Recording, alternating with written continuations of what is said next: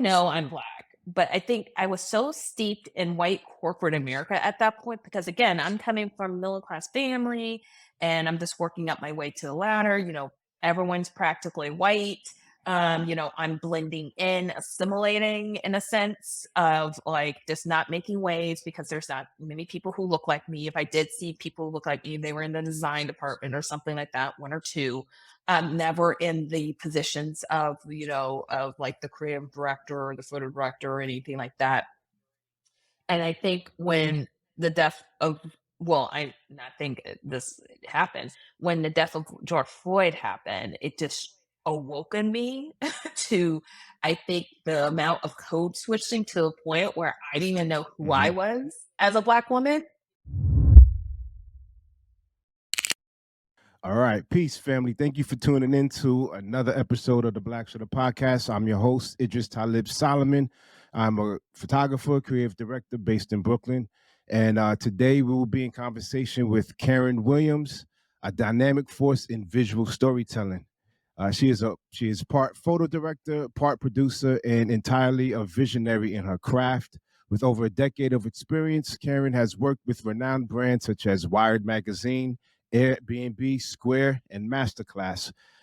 In addition to Karen's impressive professional journey, she also has an unwavering commitment to amplifying diverse voices within the photography industry. As the founder and creative director of Black Visual Queen, Karen has undertaken a mission to empower photographers to combat the injustices pervasive in our field. Today, we have the privilege of hearing from a trailblazer who is reshaping the landscape of visual storytelling and championing inclusivity. Black Shutter fam, give it up for Karen Williams. Karen, how you feeling out there, sis? I am feeling great. Thank you so much for having me. Such a fan of what you do, the platform you give to other artists and in this industry, and keeping it real. So, such a pleasure to be here and excited for our conversation today. Thank you, thank you. So, Karen, where are you based right now? So, I'm in LA. Been here Hmm. for almost a year. Prior to that, I was in the Bay Area for 6.5 years. So, everyone always like asks me the question of like, you know, what do you like about LA the most? And I always say it's I get to see the sun pretty much Hmm. 24/7. So Every day. that's always it. That's Yes. that's amazing because I'm on the East Coast and it's super gray right now. So and it's up and down. So, um, and where are you from? Where's your family from originally? Oh wow. And so I'm a little bit of it, like a little bit of everywhere. So I am an army brat. And kind of like a fun fact that I always get to say is like I'm an Irish twin. So me and my sister are 11 months apart. So Wow. she's the oldest. But I was born in we were both born in California, but I was born in San Diego and then lived a little bit of everywhere, but the most time was spent in San Antonio, Texas. So I always say Hmm. Texas for the longest was my home base until my parents recently retired in Nevada about like I would say 5.5 years ago. Okay. Okay. And I see that you're alumni of SCAD, Savannah College of Art Yes. and Design. Wow. I Yes. don't know if you noticed, I went to SCAD briefly. I went to SCAD in 2003 for about 5 months. So I'm sort of connected there, but I went in and I ran back home. I couldn't do it. And it's so funny. The reason I even went to SCAD is like they had a fashion, like this was when I thought I was going to be a photographer. Okay. And I was going to be a fashion photographer. I mean, again, I look back and I'm like, sure, horror. Like I do not have the skill sets for this or having the mind of a patience of doing that. But they had like a Hmm. fashion club. And I was like, that's the reason I went to SCAD because they had a Oh, fashion wow. photo club. And that's literally because it was either I was going to go to an art institute Hmm. or SCAD. And that was the tip to them. So what'd you end up studying at SCAD?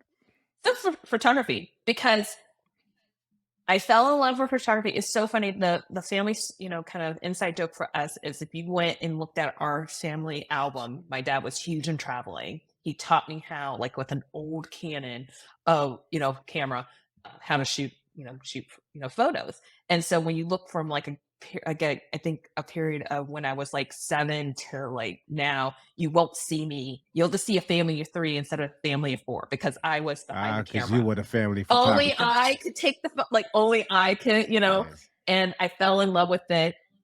Went to like, in high school, I just took an off elective, like in a janitor's closet of like black and white, loved it. And then decided, hey, this is the career path I want to go. I want to be a fine art photographer, Mm, and just went straight back to back. I think for me, after I graduated my BSA, I didn't know what I wanted to do because, again, they didn't really teach you anything beyond of being a fine art photographer or a teacher mhm. of what you could be in photography. Yeah. So I said, okay, well, maybe I'll be a teacher. Let me go and get my master's so I can start in the college level, because I do not have the patience to be like anything lower than that. Because at least in college, Mhm, you've made your choice. You're an adult. If you don't want to come to class, fine. But I mhm. don't got to worry about that. So, I think that's interesting that you mentioned, you didn't leave prepared, right? Like leave with Yes. you had a degree, but you didn't feel prepared, right? And I had a very similar experience where I was studying. I went to SCAD to study motion graphics Hmm. and 3D, and my first internship, I remember writing. This is back when DVDs existed. I remember writing my name and my email and my phone number on the DVD with a Sharpie and sending it. And the producer who received it was like, "How come you don't have branding? You don't have a logo. You don't have anything. You shouldn't be like sending something with a handwritten, information on it." And I was like, Hmm. "What are you talking about?" Right? I had no clue. And that to me, in hindsight, looking back, I'm like, yeah, there's absolutely no way they should be letting any students, you know, um, present themselves like that, right? Hmm. Because if you're up against somebody else who has like full blown packaging, right? They have their own Hmm. logo and typeface and colors and all of that Hmm. stuff. And you're going up against someone who's handwriting something with a marker, like my chances of succeeding are very, very low in comparison, right? So, um, I think that's very interesting. I definitely want to speak to you about that because Hmm. it seemed like that lack of preparedness that you felt actually influenced a lot of decisions you made in your professional life. So I know that after graduation, you had all these, big dreams of what you wanted to do, and you were hit dead smack in the face with the harsh reality of the photo industry, right? I know you mentioned, um, what were some of those things that you faced once you graduated? So once I graduated, and specifically with my MFA, I just happened. I still didn't know what wanted to do. It was kind of like, okay, I guess I'll be a teacher, but what's like, what am I gonna teach? Like, I just graduated. Like, shouldn't you have like real world experience as a photographer? Because Mhm, that's what I thought I was gonna be doing. Realizing, not realizing, like, my talent level wasn't there, and, like, and I just didn't have the drive to do the photo hustle. So, fortunately, I had money left over from my loan where I was able to do an internship right after I graduated for the summer in London. And that's kind of how I fell into the career path I'm in now, as interning at a picture desk at Ink Publishing. It was a custom, it's still there today, a custom publishing house where it was basically doing all the European airlines. And that's where I discovered, oh, so there's this other side of photography of production. So it's not necessary I have to be the photographer, but I can work with the photographer and I can put together, the imagery, research it, and do all the logistics. Like, that's my jam. Like, I always like tell photographers who want to jump onto this side, you either will love it or hate it, because it's like 10% you're on photo shoots. And even when you're on photo shoots, those are long days. Those are like 10, 12 mhm, hour days. Yeah, you could be mhm, in Jamaica or London or wherever, Spain, or somewhere in like New York or something, but you're like on set, like working. And by the time you're done, you're like exhausted. So mhm, for me, that was kind of like, okay, I want to be a photo editor. I'm gonna do this. Now, mind you, this was the summer of 2008. Then I came and I'm like, okay, I'm gonna start applying to New York. And again, I didn't have any connections. I had to figure it out on mhm, my own. That's where I discovered aphotoorder.com. So Rog Haddock's site of, oh, this is how you be a photo editor. Then the economy crashed. And that's when mhm, I faced the hardships of mass layoffs for the first time, and it was hard to even break in. I Mhm. did a lot of free internships where, you know, I didn't have a choice. It was like entry level was 2 to 5 years experience just for an entry level job. So I right away kind of just graduating kind of felt like faced that harsh reality of like, ooh, what did I just get into? But I knew I was meant to be because I was so passionate. I just did not Mhm. let that stop until I finally got my first job at Southern Living, like about 4 years later, 2012. Wow. So you on that grind for 4 years without really seeing like really strong positive gains, right? Because you know like that passion was in you, right? And that's the thing when when you recognize something that you know like you're on a path that feels right for you, it doesn't matter how janky that path is, how littered it is with thorns and potholes and snakes and all types of stuff, right? That's your path. And it's like what somebody else sees as, obstacles, you're just seeing that like, all right, these, I just got to figure out how to get around it. I could jump over I could jump over, or I could crawl under, or, whatever, but this is the path and there's no other direction for me to go. Right. So, I want to sort of like, talk about some of the photos that you were able to produce in your career, but also still having your story unfold, right? You graduated and realized there were a whole bunch of hardships that you had to face, right? There Mhm, was um, barely any life balance, work life balance, which you know um, doesn't really exist. I know like people are adapting the phrase work life integration, mhm, right? Especially when you love what you do. mhm. There is really no way to say, okay, I'm cut it off here and I'm gonna start something else here. Kind of figure out ways to blend these things into your life together. There's low pay and extreme stress. There's Yes. not a lot of room to climb the ladder. Zero transparencies on hiring and promotions, long work hours, burnouts. Um, and that was 2008 Mhm. into 12, right? You said for four Yep. years, until you got your Mhm. first big break. But a lot of these things that you mentioned experiencing when you graduated, we're still experiencing these things now, right? So, Mhm. what was the kind of life you were expecting after you graduated? How did you think things were going to turn out? I think because okay, before 2000, 8, everything was going like this is according to plan, and you go to college, and then right after college, you get a job, and then you start your career, no hiccups. Because after 2008, everything went out the window. I remember having conversations with my parents and saying, again, they're both retired Army. So they're used to, they've been in the system, everything is taken care of for them. You just work your way up, that's the general thing. But in corporate America, everything shifted after that. A lot of Hmm. companies kind of feel, realize like, hey, I could do the same amount of work, maybe less people. And so there went, trying to break in, it was harder. It was like there's a lot of people who are laid off, and you can kind of see it here where they have the already the experience, but they're willing to take a lower paycheck. So trying to just break in as an entry level, that was just like, oh, I just thought, okay, I graduated, so I get a job. Like I can just go and be a photo editor and not understanding, no, no, no, Hmm. you got to pay your dues and you have to start as a photo Hmm. assistant. But I didn't know that at the time. So Yeah. literally just working at CC's Pizza and then at a cupcake place during these time periods of just trying to survive. I even Hmm. moved to New York for a short period of time, thinking, okay, let me be in New York, let me be where the publishing industry, is and Hmm. thriving. Couldn't get anything and had to move back until I got my job at Southern Living. But it was a eye awakening kind of eye awakening experience for me. But again, having when you just know you're on the right path. And hey, I did the second internship I did during that time period was at Austin Monthly Magazine. And I was in San Antonio. So I drove every day practically back and forth, and it's an hour drive on I-35. So people in Texas know that traffic is insane.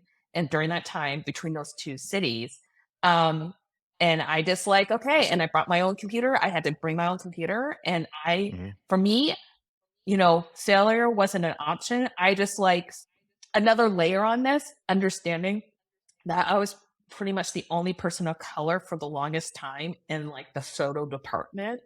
So I knew failure wasn't an option and I needed to stay on my game. So literally Mhm. just figuring it out on the fly, Googling and like, okay, how do you do this? And how do you do that? Or what are these terms? Like kind of learning on the side because I think it's a little bit better today, but it was kind of like in those kind of editorial environments, it could be kind of dog eat dog world, kind Mhm. of everyone from themselves. So it's like, I'll teach you a little, but I Mhm. got to keep mine Yeah. kind of experience. And unfortunately, that's still happening in a lot of different Mhm, industries. I started out in the advertising industry, and there were several. Once I started to freelance, uh, there were plenty of times where I was the only black creative, like in mhm, the department, right? And it's like this unspoken responsibility or this unspoken weight that we feel like our whatever we produce, the results that we produce is representative of a whole race, right? yeah. A whole culture, a whole group Hmm. of people. And, because there's not a lot of us there, it feels like if I mess up, then people are going to say, oh, this is why we don't hire black art directors or black photographers or black editors, right? And it's like, Exactly. that's a lot of fucking pressure, right? Well, I was just going to say, and that's when I just was rising up the ranks. I would see this with like not just on my side, but just on the photographer side of when we would assign. And when I would find people of color, because they weren't up to the standards of the white counterparts and being like, Hmm. hey, why are we holding, people of color, BIPOC, to this Hmm. unrealistic, they didn't, not everyone has the, resources necessarily Hmm. or the know how. Like, I know I'm privileged in a way of I grew up in a middle class family. I was able to go to college and be able to do all this stuff, but not everyone has that. And they have to, Hmm. just pick up the camera and you just learn on the go. So it may not be fancy or pristine, but the talent is there. But then just the hierarchy of Exactly. just the politics in it. And see, back in 2008, I can between 2008 and 2012, when you were figuring out your path, Hmm. I I can I can understand, not understand. That's not the right word. That excuse of not being able to uh, hire black photographers because they're not able to see the work, the quality of the work. That's it was a little bit more understandable back then, even though it's Hmm. still whack, but it's Hmm. a little bit more understandable back then than it Yep. is now, because now is no excuse. And like we are showing all over the place, like Hmm. we are talented, regardless of education, Hmm. right? And access to equipment, it doesn't matter. All over the Hmm. globe, you see beautiful imagery, beautiful stories being told, at the hands of black photographers, black creators, right? So Hmm. for there's still people using that same excuse as far as why they don't hire, more black or BIPOC photographers, right? So Hmm. um I definitely want to get into the fact that you saw that gap and you started to create sort of like your own sort of alternative curriculum to help photographers who were in similar Hmm. space that you were in.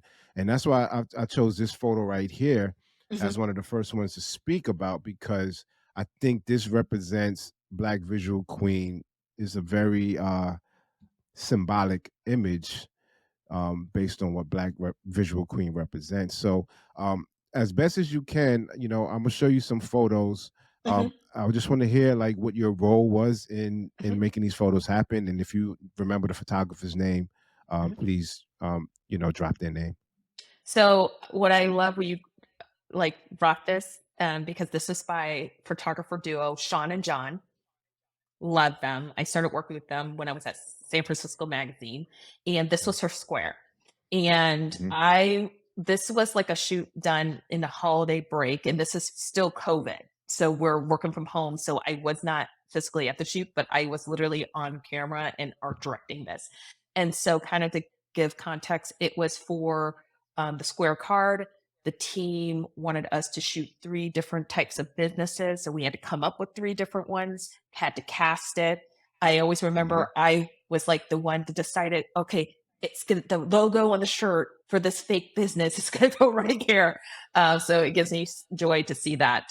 But really just, okay, getting the essence of, okay, this is for this setup, it was like a gym, a fitness gym. There's a male um, kind of trainer in this, but you chose the one with the female solo. But working with them, and seeing that light and them seeing that light and being able to get that essence, and I'm like, we got that shot. Yeah, and for those, so this right now is on YouTube. It's Mhm. video conversation, but for those listening on the audio, just want to describe the photo so you have a visual of what we're talking about. The images of this young black woman in like a fitness gym, and she's like pushing one of those giant tires that they use on like the world's strongest man competitions, and it's Mhm. like this beautiful light casting across her face. So just so you have a visual of what we're talking about, and that's why again, I said this image fits perfectly with Black Visual Queen, just showing this young woman lifting something that is seemingly impossible to lift, but it looks like she's still getting through it. So cool. Thank you for that. Yeah. That was must have been interesting. That whole era of art directing, photo shoots, or even photographers conducting photo shoots remotely, like that must have been super interesting and a Yes. little anxiety inducing at the same time.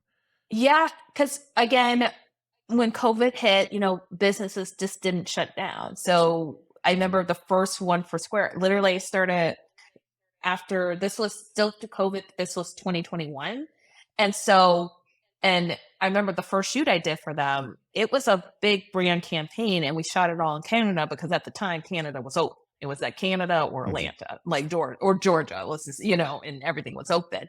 So it's like at the same time we're making sure everyone is the precautions are put into place.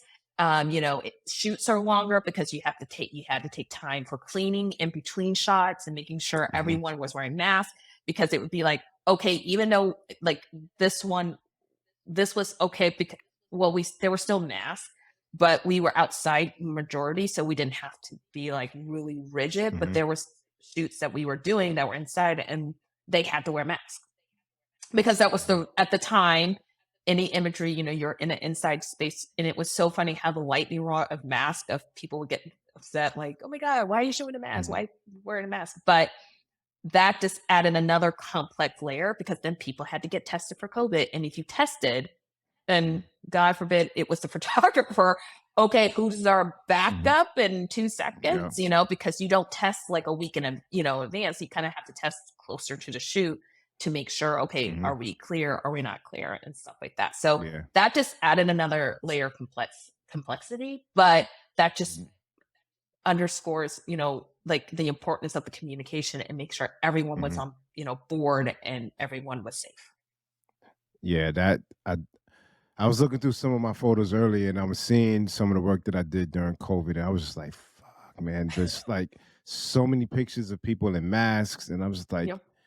there was a whole era where everybody's photos that you looked at during that time was just masks. You don't see anybody's face. And I remember seeing this woman's face. Like I had Hmm. pictures of her with the mask on. This was like behind the scenes, and Hmm. then a few images down, her mask was off, and I was like, oh wow, I forgot what she looked like without the mask, right? So crazy era. I'm so happy we're out of it. One of my favorite artists. I know this is for Masterclass. I'm actually Yes. a subscriber. I'm a big fan of Masterclass, and when I saw that they brought in Nas for Masterclass, I was like, "Damn, they on one right now, man!" Because and he dropped he dropped like a brand new song specifically for Masterclass. I was like, "Yo, I don't know what's going on over there, man, but they doing some real dope work over there." So I would love if you can before we go into Mhm. speaking about this image, I know like you had those obstacles, right, that you were facing. What Mhm. kept you going? I know you said it was your path. There was failure was not an option, but what was that that thing that kept you going, even though the road was like super jagged? For me, it's the passion. Like, discovered the job you're meant to be when you are exhausted. I have been burned out from this job, but I keep coming back to it. And it's not something like, well, this is what I know, and so I'm staying with bored. I've never been bored. Like every job I've had, I have learned, I have grown, I have, good, bad, ugly. It's hard. I keep saying the word passion, but that's the way I can describe it. The best way for me is like I love being able to create. And here's the thing, I don't have to necessarily be producing a shoot or be on the shoot. Yes, that is nice and lovely. And sometimes the travel gets me and I'm like, sometimes, oh, I don't have to go. Okay, cool. I can just do it, bro. Hmm. And not mess up my sleep schedule and stuff like that. No, those are always fun. But for me, just doing photo research and being able to find that needle of the haystack of like, we're looking for this Hmm. specific thing. I bet you can't find it. I'm like, I found it. Now, can Hmm. we afford to use it? I don't know, but I found it. Hmm. Or, Yeah. okay, I've done every grade as possible. I don't know where this is at. So, how are we going to like workshop this and, our Hmm. backups? But for me, just being able, I think, and that's why it was like when I went to school for photography, and it's not that I don't like photography. The things I love about photography is like I always love the fine art and I love the street photography, in Hmm. particular like Walker Evans or Lee Freylander, some of the greats, Gordon Parks. When I discovered him, oh my God, there's a black man and he did it all. Going and Hmm. photographing, the Great Depression, depression, the Dust Bowls and stuff like that, but then also working with time and doing fashion spreads, but then doing Yeah. like photographing all these Movies. amazing. Yeah, Yeah. exactly. And so I always will ride and die for like fine art or Cindy Sherman, who I love. Hmm.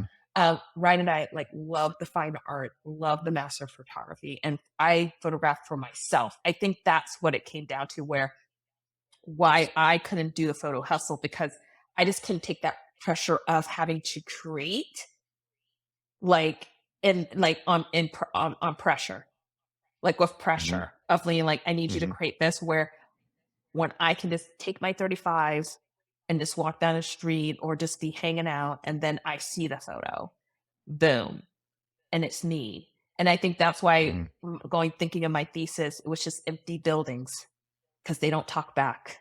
And I didn't Hmm. like talking to people at the time. And I was they don't shy. they don't rush you. They Exactly. don't rush you. I could be those like, you don't have an opinion, you know. But going back, it's like looking at this photo, it gets me every time I look at these things, I'm like, oh my God, I remember. Like Hmm. and it could be the worst shoot, which I've had, like, and you just remember things, but it's just like from that, I learned something, Yeah. from that. Yeah. And you mentioned burnout just now, right? Hmm. And I always wonder, like I'm very similar to you, right? Like Hmm. I'm never bored because I'm always creating something. And Hmm. I'm and right now I'm doing the podcast, right? But when this camera goes off and we wrap this up, I'm Hmm. going to shift to something else later on Hmm. this evening, and then tomorrow morning I'm gonna wake up, I'm gonna do something else. So, like my brain just keeps going, right? Hmm. So when you say burnout, but the fact that you're still here, still pursuing new levels of this craft, I wonder if I wonder, is it really a sense of burnout? And it's not me trying to speak for you, right? I Hmm. just think about it in this way because Hmm. I I I, I remember like a few years ago I went camping, and we had overnight we had the fire going, right? And I think we put water on it, doused it, and the next morning there was still like a little ember burning, Hmm. still burning. Like overnight, it Yeah. had been drenched with water, but that ember was still burning. And I was just thinking about how powerful fire is, right? Like that little ember survived and was still going. And if we wanted to cultivate it, we could probably get another fire going, another roaring fire going, just based off that ember that's still kicking. You know what I mean? Mhm. So when I think about, someone who's found their path and thinking like, yo, I might be in like the roughest patch of this journey, Mhm. and everything, all odds are against me, right? Like it's the hero fighting like 300 people with his back against the wall of a cliff about to fall into the volcano or whatever, right? And they still fighting, right? And then you figure out a way to win. You figure out Mhm. a way to get through that obstacle. It's like there's something so special about that. You know what I mean? There's something so special about that that nobody can take away. And so I just love hearing stories about, you know, people who felt like they burnt out but are still here and still doing something like, really powerful. Yes, love it. And it's just like when I, every time I get pushed to the brink, it just makes me realize of I need to set boundaries, Yes. of like I need, breaks, and I need to know that I'm not meant to do everything, and it's okay Hmm. to ask for help Yeah. because that's what led to my burnout. So taking from like when I was at the worst of the worst and learning from that, and just from each, each layer getting peeled back and Hmm. learning more and more. That's Yeah. how I'm still here. I'm still in this industry. Because again, I love it. Like I will always love print. I will always love a photographer who shows me a book that because they want Mm. to, not because, oh, I've heard you, blah, blah, blah. No, it's because that's what gives me joy is when I get to talk to other photo creators. We could Hmm. talk shop, especially on your my side, or I'm talking with photographers, and you can like I always tell photographers in your photography, I can always feel your passion if you're you're passionate about what you're shooting because I can feel Hmm. when you're not because you can just tell like there's something up. What's whack? Why is this whack? Like where you can see when everything is hitting all cylinders are firing, Hmm. and I'm like, this is your zone of genius, as it's been said Hmm. in your ethos and stuff like that. And so for me, it's just like every time I get to do something and create something around in photography, I'm just yeah, I just love it. That's great. That's great. I would love to shift over to this Yep. image right now on the screen. This image of Nas in the Yes. studio. It's like this purple gel light illuminating the board, the switchboard behind them. Um, yeah, talk to us about this image. So with Masterclass Sisters Injury, this was shot by Celeste. I'm blanking on the last name, but I'll get that to you. But um the thing with Masterclass is that the video was the main component always because again, that's the masterclass. Hmm. So photo would be kind of like, right after video. And so again, usually with the, high profile A-listers, we have very limited time with them. So what I love working with Celeste, she made this work where like she got maybe 10 minutes with him throughout the day, Yeah, like kind of spurting out of like and made that work and being like, okay, I'm gonna pop a light because this was shot, I believe, at his studio it was shot at his studio. I don't know if it was like his personal studio or not. But there was another one I have that she just got very simple against the wall. And what makes me excited to and really love working with a photographer, being able if I can throw them in and in 10 minutes they can get the shot and really think on their yeah. feet. Like if you like, hey, this is not working, time is running limited, let's do this and this, and be able to see that. That's what I Hmm. teach photographers a lot. Like we are not hiring someone to just push a camera. We are hiring someone for their artistic vision in mind and be able to think on their feet.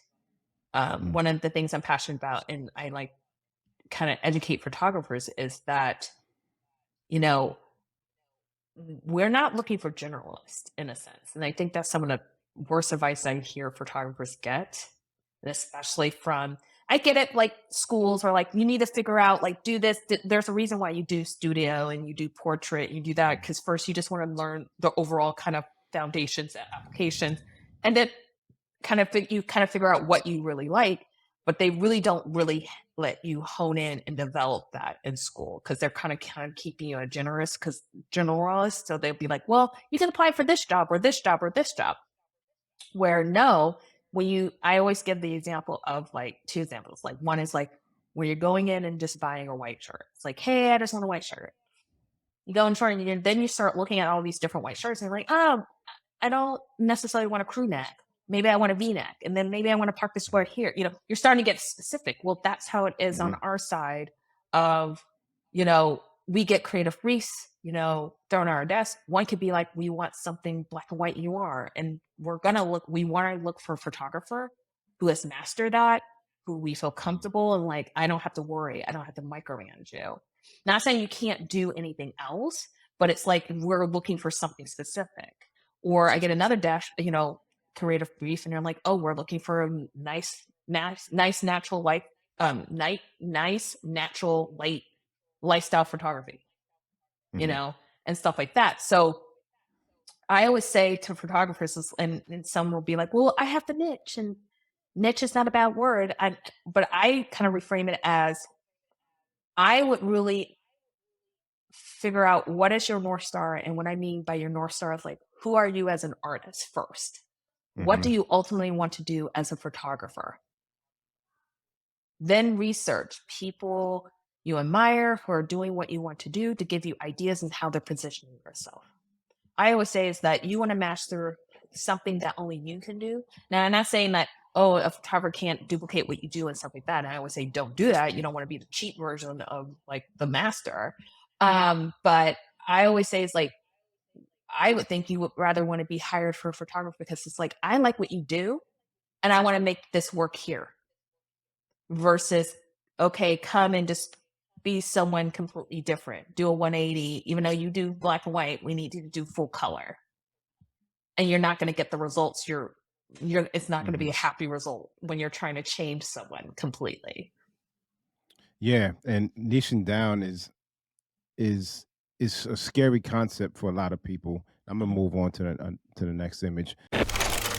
Niching down is a scary concept for a lot of people because they feel like if I only focus on this one lane, then I'm gonna miss opportunities in these other lanes. But you know, you have to put yourself in the mind of the person who is looking to hire you.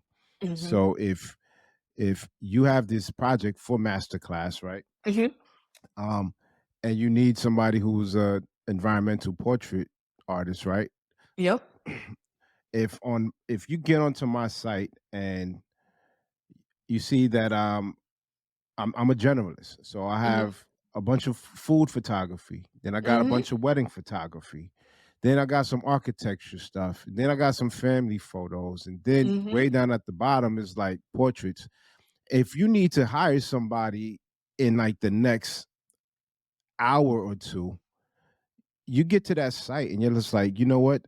I don't know. The work is good, but I don't have time to look and study to see if they have Mhm. the exact skill set that I need. But if I niche down and I just show portraits and show like Mhm. different types of environmental portraits with light and with natural light or whatever, then that's Mhm. getting a little bit closer. And then if it's like, oh, I focus on celebrity Mhm. portraits, right? And image after image is work of like really high quality work of celebrity portraits, then you're gonna know right off the bat this person goes to the top of the list, You're saying what I right? preach to photographers every day. Some want to hear it, some don't. But it's like and especially like I gave this good examples. Like if I'm working on Bon Appetit, I'm gonna want to see a food. Like I want to see yummy food, and you got to make me want to eat it. Hmm. It Yeah. can't be this. It can't. And I think a lot of people in this space who are working and they're like, they come to me and they're like, I don't know what's happening. And, I tell them the truth because I tell them I keep it real. And it's not just me because I emphasize, remember, as a creative, people are coming to us for our expertise, but we're not Mhm. necessarily the final decision maker. And we're dealing with some Yeah. people that might be like, I need to see a red ball. No, I'm not looking for an abstract. No, no, no. I want Hmm. literally a red ball. Hmm. And so therefore Hmm. we have to pass webs to I might be able to see gems, The creative director might be able to see gems, like if they have all the things, but the maybe the writer or editor or whatever other team member who is, maybe not in the creative sphere, it's like, I don't get it. Like, why am I seeing wedding photography and why am I seeing, oh, way down here, I see the portraiture you want me to look at? Like, but I look at this other website and it's straight, like you said, high quality celebrity portraiture. Mm, They're going to be like, they're going to ping to that because they're going to be like, ooh, this looks pretty because it's like a beautiful, curated, thoughtful edit put together mhm. to market themselves. So Yeah. 100% to everything you just said, as I preach Yeah, every day. you need to make it as easy as possible for people to if they're looking for you to find you and not question, not second guess, like Exactly. because you have I speak to my son about this all the times, with in regards to his room being like cleaning his room. Mhm, I'm like, when he puts up a fight, it's like, well, don't you want to be able to find the stuff that you're looking for when you need mhm. it?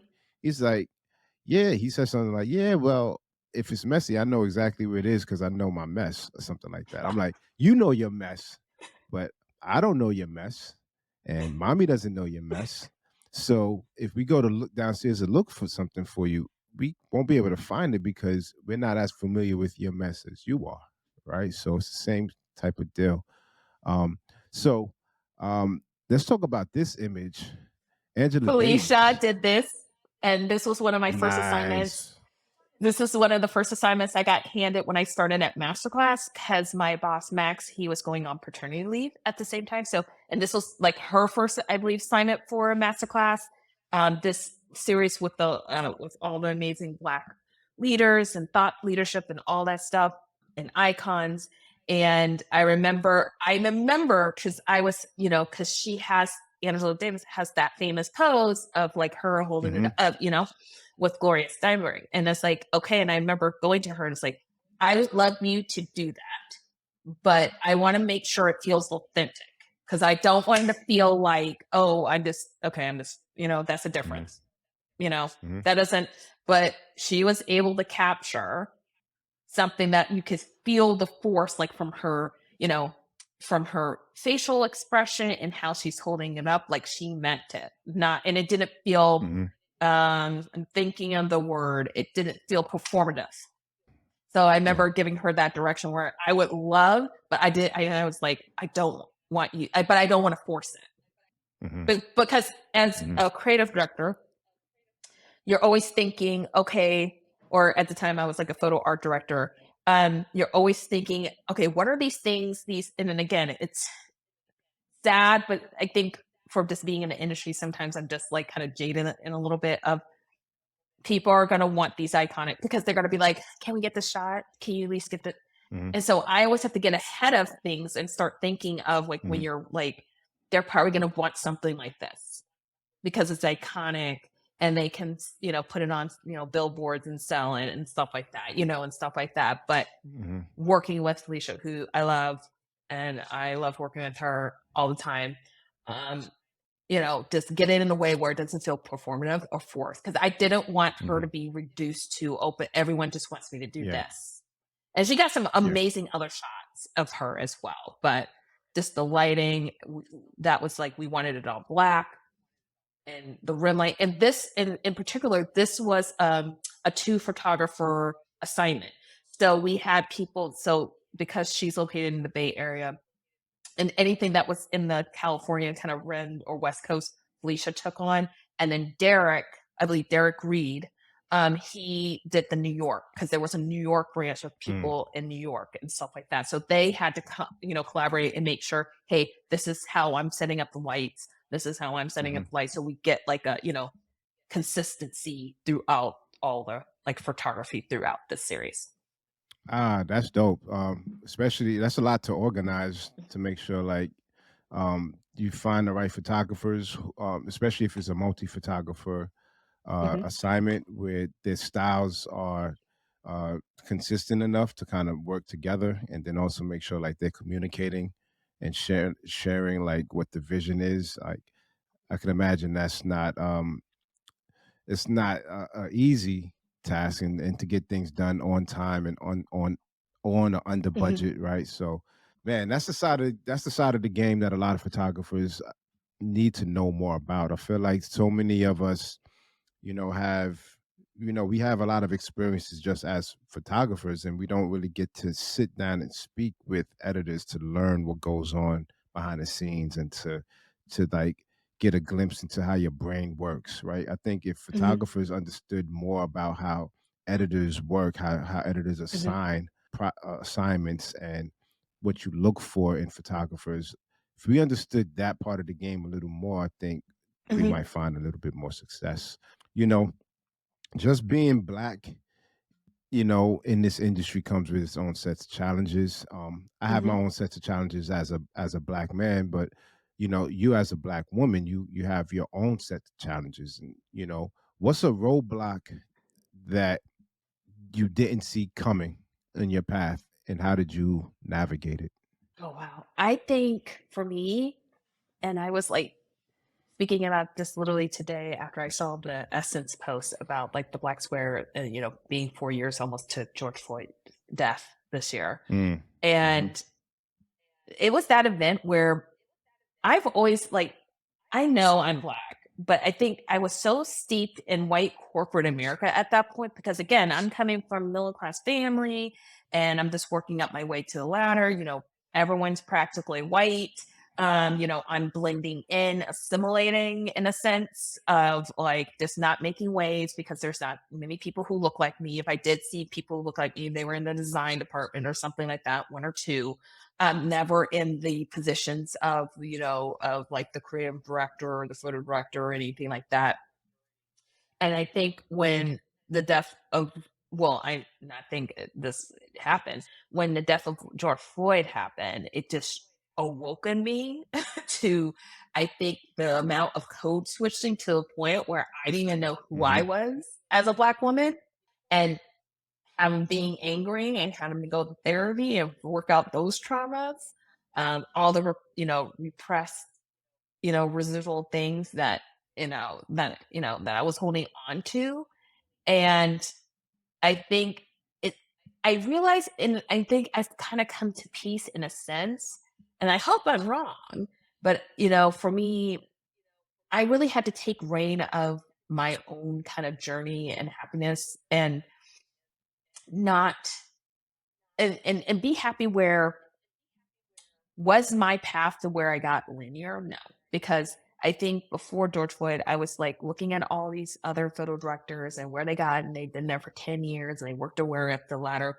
If you look at my like resume, I started at Southern Living and then I went to DC to AARP and then I came across the West Coast and then went to San Francisco Magazine and then I got into tech world and now I'm in LA, right?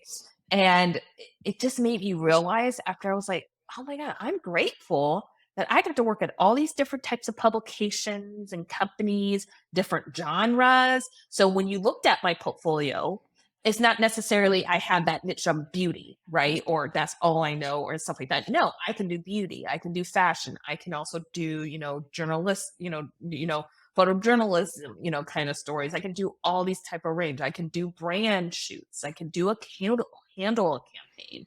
And so for me, it's just come to an acceptance of, okay, this is the journey it took me to, but I can control how I react to it and I can control the steps forward.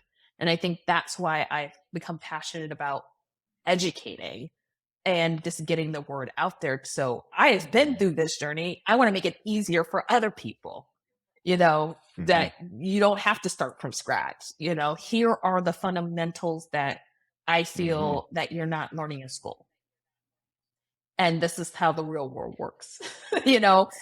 It's harsh, but I want to set you up at least so you understand that, okay, you're not getting taken advantage Absolutely. And my career path has not been linear of. either, and one one of the goals or the mission of Black Shutter Podcast is to provide an alternative form of education, to photographers. Every Mhm, photographer or creator who's been a guest has their own path. And sometimes just learning about somebody's life, the obstacles that they were faced with, is a non-traditional form of education, right? And I Hmm. think that's important as well, because not everybody has access to Hmm. these universities and institutions. And then once you get in there, you know how much are we learning about our history? Yep. How much are we learning about the photographers from that look like us, who are making work about us? We don't see Hmm. that often. So we grow up, we basically develop this foundation of a photographic education that pivots around whiteness, as the standard. And I think Hmm. it's important to create multiple ways of learning that let people feel included, right? So I would love if you can talk about uh you know Black Visual Queen. This is Hmm. your platform, but it's essentially you, right? So can you speak a little bit about what Black Visual Queen is? So Black Visual Queen literally came at a time where it was literally 2022 going into 2023. And my contract at a company was like just ended earlier than expected, Hmm.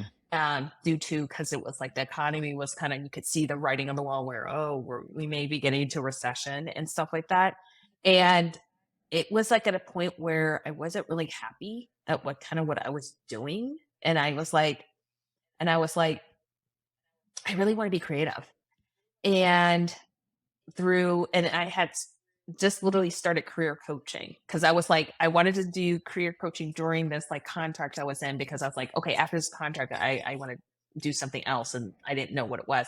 Well, so when the contract ended and I didn't have another gig lined up right away, that kind of accelerated where, okay, so what I'm going to do. So literally in the month of December, I really just decided like, okay, I really want to educate and get the word out there.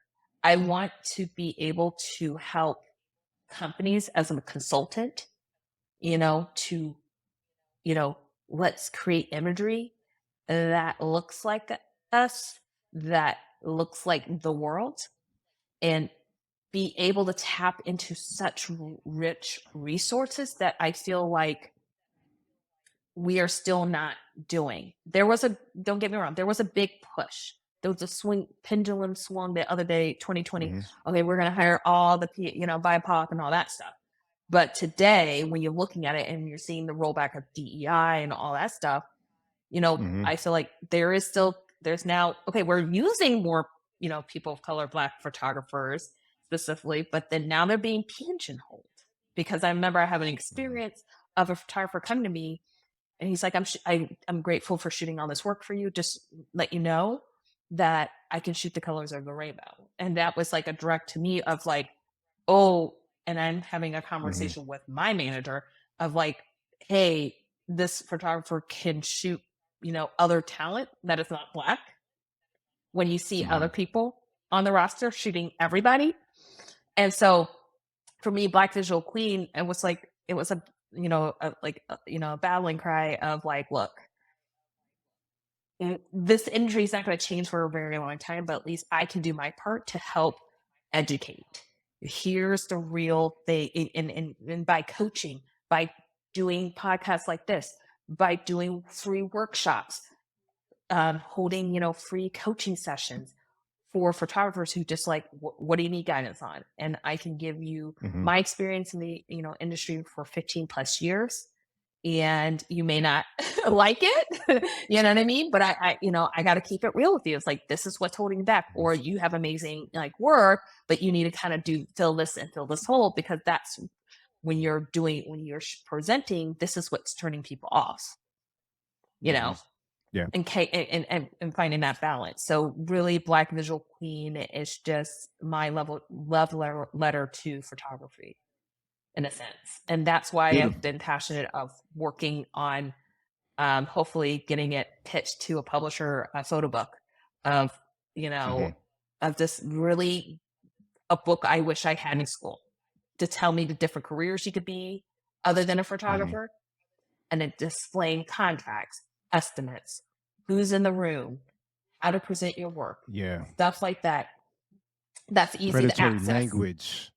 Yes, work for You hire. see what's going on? Beware, Yep, you that know? whole the Walmart, the Yep, whole Walmart thing yep, with right. It's yep. crazy. I think in the last 2 years, the word that has really been that stuck with me is perpetuity. Is like when clients want to own your work in perpetuity. And then I started learning Mhm. about licensing fees and how and there's a photography fee and then there's also a licensing fee and they're Yes. completely different.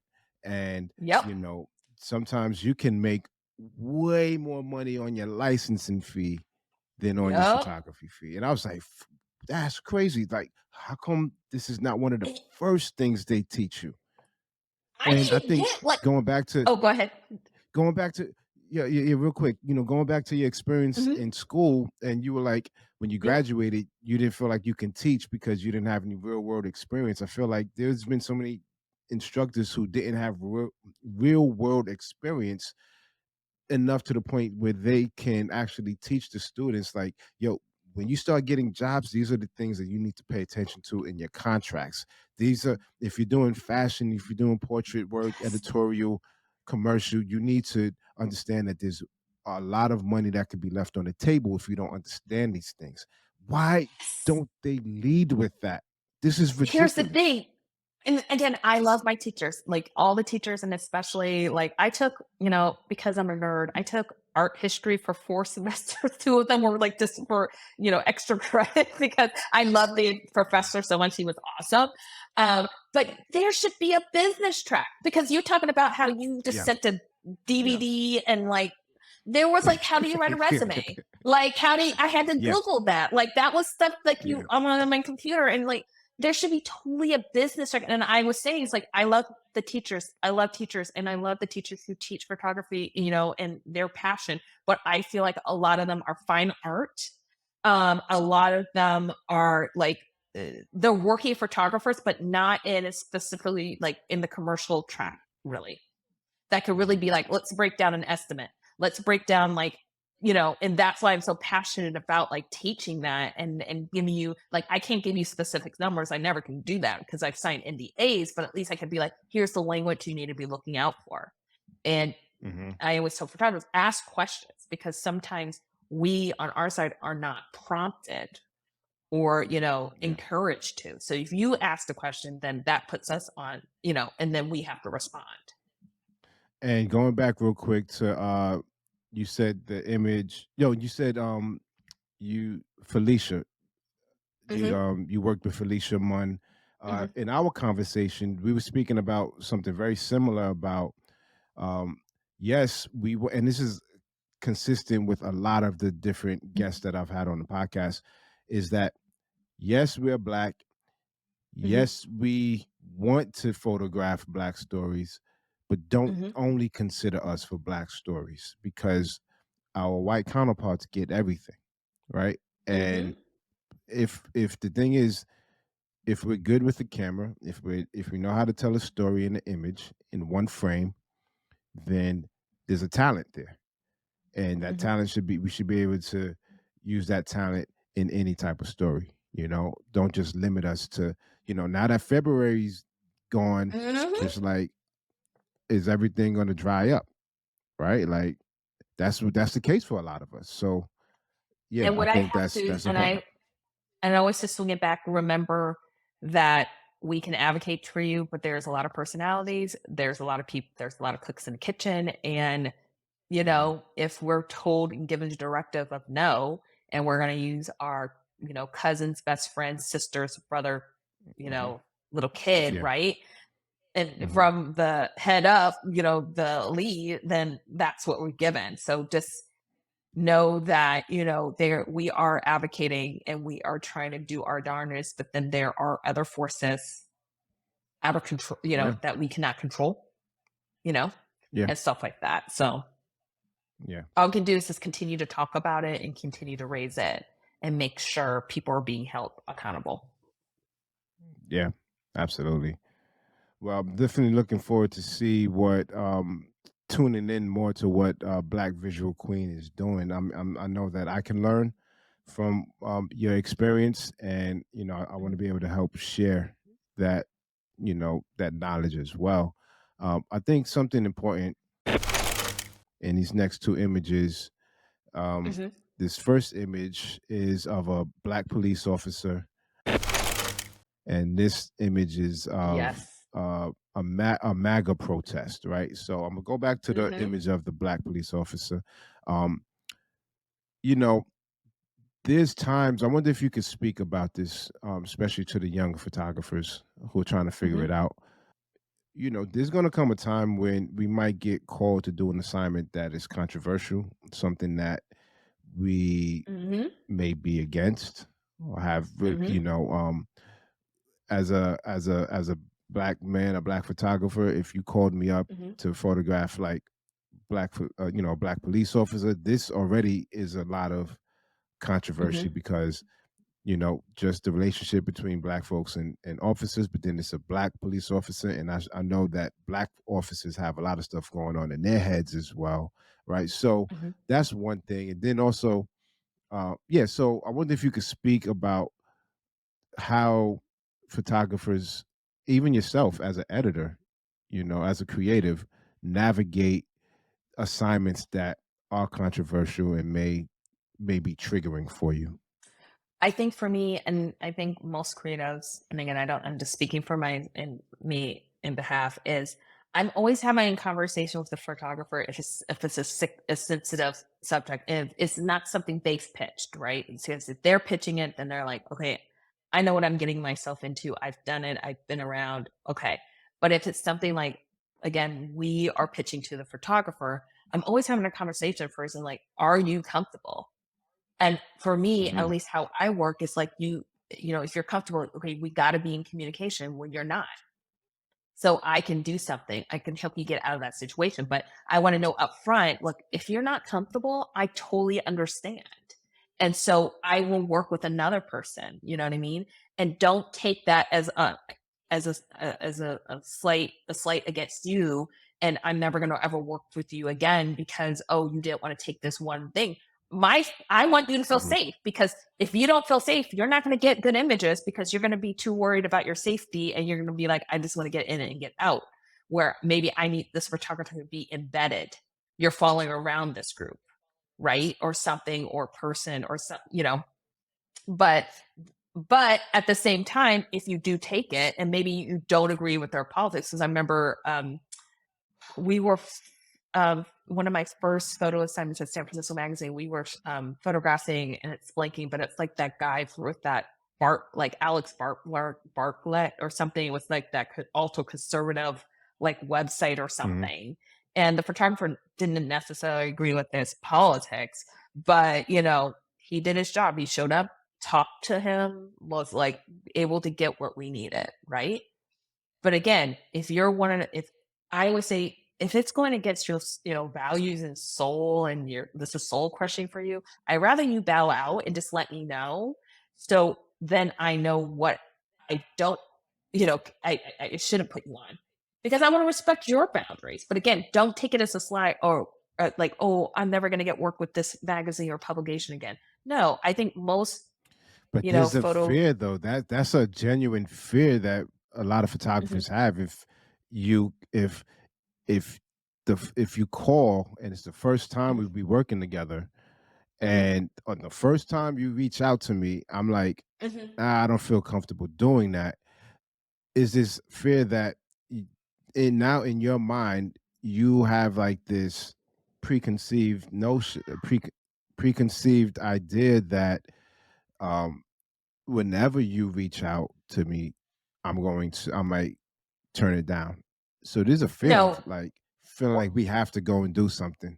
speaking to me, I'm always looking at the story, and I'm going to do what makes sense. So I'm not going to hire a photographer where I feel like, okay, I'm covering, let's say, a KK rally. Unless I've seen a black photographer if I see on their site they have done a project, something, or they photographed, then I'll start that conversation just to make sure, like, hey, I have the story. I saw Mhm. this on your site. But usually I have sense And most people like on the Mhm. team will be like, yeah, we get you are going to follow your lead because Mhm. here's the thing, it's when we start kind of getting wary of a photographer, they keep saying no, and it's not necessarily Mhm. of like controversial things, but it's like, okay, you keep saying no. It's like, is it the budget? Is it because if it's the budget or something like that, when I worked, I work at many raise a budget, from like millions to okay, you got like $500, you get this done. And stuff like that. And when you're saying no kind of to stuff like that, then okay, then I'm probably not gonna you're not gonna be my first call because again, I can't do nothing about the budget part of it. But where anything Yeah. like controversial, I need to know who I put out in the Uh-huh. field is going to be able to handle themselves. And if something goes wrong, they can call me, reach out to me, communicate to me, hey, something went wrong. This is how I handled it. We're good. And I'm like, cool. If not, then okay, I need to make that call if I need to pull you out. So then I'm telling the team, Mhm. hey, I pulled this person out because it became a mad fire. And then they were throwing his camera bag or her camera bag out Mhm. there because the same line goes again for women who have to hide photographers who are pregnant, who hide it for so long because they're so scared. And I'm like, no, I need to know. And it doesn't mean I'm going to pull you for a Mhm. job. I'm just going to say, this is what we need. Physically, can you do this? I'm not going to want to put you out there and put your baby in danger or you know what I mean? And put you in danger. So, yes, could that lead to okay, you don't get so many jobs like while you're pregnant? Yes, but again, Mhm. I want to make sure if you can handle it and you say you got it, then cool. I will, But if it feels like okay, this may be a safety issue, Yeah. and it's like, ooh, I shouldn't. Okay, let's all have common sense. Yeah. That's when we're having So conversation and making sure the photographer's okay. so it sounds like you do your due diligence to make sure you're pairing the right photographers with the Yes. right assignments, Hmm. and whether it's a sensitivity issue, right? Or like Hmm. if it's like racial tensions, or if it's a Hmm. physical thing where like a woman is pregnant and maybe around a crowd of people where it can get Hmm. aggressive, right? So yeah, common sense is key, and it also Hmm. sounds like you're doing your homework to make sure you're not mispairing, photographers to the assignments that you have. And when I'm reaching and when I'm working on a story, it's like I'm always first having a conversation, reaching out to the photographer I'm interested. And I'm like, hey, this is what we're thinking. What do you think? Are you comfortable? We're having these conversations, way beforehand. Mhm. We've made the final agreement and stuff like that. Cause I want to make sure, like, are you going to have reservation? Are you, can you handle this? Is this something in your wheelhouse? Cause maybe I don't see it on your website, but I love your work so much I will love you to attempt this because I always tell photographers again, if you cannot do it and deliver, do not say you can do it. I'd rather you just turn it down because the damage you do more damage if you turn in not good work where it's Mm. not up to par and then having to defend that to, other people and they're like, no, we're not feeling this. Mhm. And then they're like, we don't want to Mhm. work with this person. So I that's get it. my I get it. wisdom. Like always, Mhm. be confident in what you can do. If you're doing something new and someone's like, be upfront and like, hey, this is I haven't done this for like I haven't done this in a much. So let people know, but or say hold the line and be like, no, I do not feel comfortable because I'm like say Mhm. you're tasked to shoot a portrait of a chef and then all of a sudden, like, hey, when you shoot all these plates too, like that just gets jumped up, and you're like, no, because I'm not a food photographer. I haven't done it. It would be very plain. Mhm. You're not going to get the Mhm. quality portrait, you know, that you're Mhm. expecting for the food shots. So just being upfront and holding your boundaries as well, because I always be like, yeah, just say no, and then see, save you a That's a cosmic risk world that the pain. photographer has to take, Yeah, right? That's a yeah. risk. You know, it's almost like if you've done like the family photos at Thanksgiving and stuff, and you feel like you made that turkey look nice and shiny and shit, right? All right, cool. I think I understand some food photography. I've done it enough to. I didn't do it professionally, but I think I can get by on this because I've Mhm, photographed food enough on my own with my family and friends. Cool. But if you ain't never photographed a plate of food and you're getting like a really good opportunity where they expect that food to look amazing to mhm, make you hungry when you look at it, mhm. that's when you might want to not shoot yourself in the foot. Be honest. That's what Exactly. it sounds like you're saying. All right. Because that I does get that. worse for I get your, that. reputation than, you know, being, And not pleasant to work with. hopefully at the point where you are actually getting calls like from someone like you or someone in a position in a similar position, you would already Mhm, know what your strengths and weaknesses are and what you're capable of pulling off. I mhm. think it's like the early career photographers where that can be like I'll do every I'll try to do everything. I will say Okay, when I here we was go. Now you got a greener, story. I had a I was bamboozled by someone who, like, you looked at the site and I was like, "Okay, I see you shot all these cool celebrities and all this stuff, and it looked a little dated and jank," but I was like, "Okay, I'm gonna give you a shot." And I just remember when our this photographer I just gave it away, but when this photographer, like, first was kinda difficult to work with on set, I was there, and then they turned in the photos, and it was like emergency heart surgery trying to Oof, figure out how we're gonna salvage because we could not read, again, damn. small budget, can't rethink. And, you know, I will never burn bridges with photographers. I always suggest never burn bridges because you never know when you have to work with them ever again. But it was like, yeah, I'm not gonna, you go on that list of I'm not gonna call Hmm. you ever again. And it's Hmm. just unfortunate. Hmm. Now, again, like I will give second chances, but it was just like being difficult to work with on top of you did Hmm. not deliver and no one was Yeah. happy. It makes Yeah. it hard to come back from that. It's a bad combination. Yeah. So I get that 100%. Uh, all right, Ken. I got two more photos I want to talk about. Ooh. To kind of end on like a Okay. on a lighter note, right? So Mhm. this is a photo of Kevin Durant Mhm. on a cover of San Francisco magazine. I'm not sure when this was Mhm. photographed, if he was still on the Warriors or not, but no, Oh, he Kevin Durant was. has been Yeah, seen he was. in the I tech remember space. That make it was a big deal. I got to go on this shoot because of the limited budget. I got to Mhm, go on this one to LA. I got the flight thing. This was shot mhm. by Joe Pub, and this was done in Oh, like Joe 15 Pug. minutes. Yeah. He did, Yeah, he's like, all the great. shots are that's it. Yeah.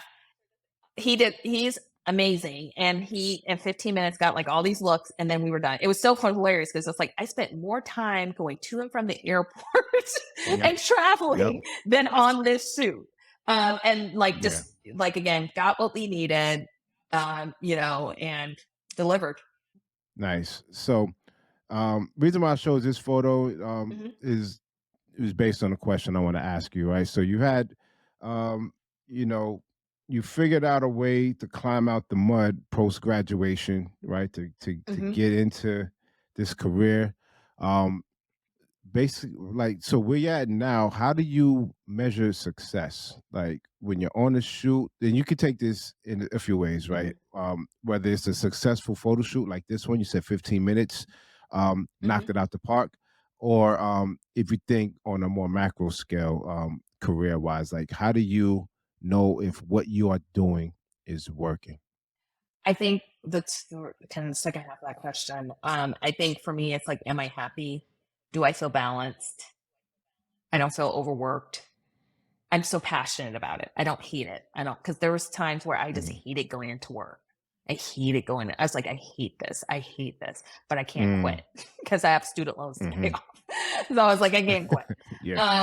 And stuff like that. And for me, I'm 40, and so I'm just at an age where I'm just too old to really just hold on to things like I used to, maybe in my 20s and or like 30s, and it's just like I gotta let it go. And it's like life is too Mhm. short. I want to do things that I enjoy, and that's basically like how I measure success. Of like at the end of the day, am I doing stuff I love? Yes. you're gonna have to work. Like it just because you do stuff your own work, just because you're doing stuff that you love doesn't mean you don't do hard work. And there's gonna be tough Hmm. days and stuff like that. It's more of you got that drive, you still got that drive, and you still got that passion to want to do that, versus like, oh, Hmm. have to do it, and it's like you want to walk away, but it's like, no, I have to do it versus Yeah. I want to do this and I know it's hard today, but tomorrow's gonna be awesome because I get to do this, Hmm. you know, as a career. And I Yes. think on shoots, it's always like shoots can go well and like, not care in the world, and then some can go to crap. And Hmm. and I think at the end of the day, if I think for me, a success is like as long as the crew has been treated, you know, good. There hasn't Hmm. been an incident, and then we just get what we need. Because again, you could start with good intentions of this is our shot list, but then things happen. And were we able to get essentially what we needed, or were we able to work out solutions if we weren't, and get what ultimately becomes the final product that we're all proud of? So those are So kind you of how I focus define on success. so you focus on the we part on the Yeah. set. Make sure everybody's happy, um, producing good work as often as possible. Yeah, because you don't want All it, right. like, again, I think it's the producer in me where it's like if you have one part that's like, causing a block, you gotta figure out a way so we can all flow together. Because if we're all flowing Mhm. together, then we all are doing the best we can in the position we're at. Everybody's activated, Exactly. right? And that's a great energy to be around when everybody is solution oriented instead of like the people that just we used to call these people we used to say these are people that will throw grenades. Like I remember Mhm. being in like late meetings, cranking on some like new business pitches and advertising, and like the account person, it'd be like 11 p.m., 1 a.m. I have no business being in the office at 1 a.m., but there were times that I was in the office at 1 a.m. with a whole bunch of other people, and like the account person who's not doing shit, he's just drinking in his office, will come into the meeting, be like, "Hey guys, where we at?" And we share like our progress, and then it's like, "Oh, nah, the client's not gonna like that. You gotta do something else," and then leave because and then we're sitting there like, "Yo, we just spent like all these hours working on this thing."